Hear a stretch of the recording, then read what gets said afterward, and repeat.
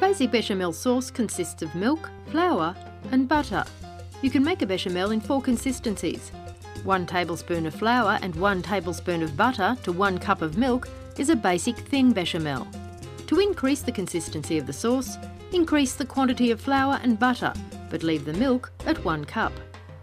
Begin by melting the butter, making sure it doesn't burn. Once the butter is completely melted, turn the heat off.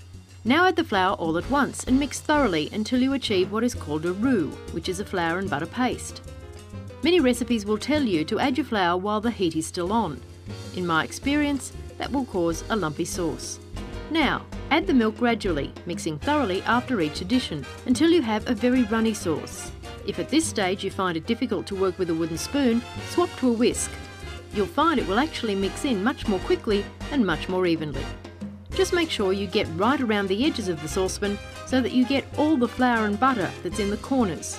Once it's at this stage, it's a lot easier to add the rest of the milk, but still continue to stir while you're adding. Now turn the heat back on.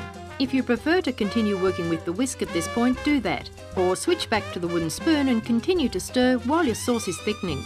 It's also important to cook the sauce for at least 3 minutes to make sure that the starch in the flour cooks through and you don't end up with that starchy, uncooked taste. Once it starts to bubble around the edges, turn the heat down because we've reached the maximum thickness. Test the sauce by seeing if it coats a spoon. Place a spoon into the sauce and turn it over. If it coats the back of the spoon, it's ready. Turn the heat off and use your sauce as required.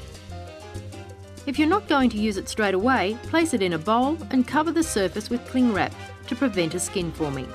Make sure that the cling wrap goes right down to the surface and not just covers the bowl in general.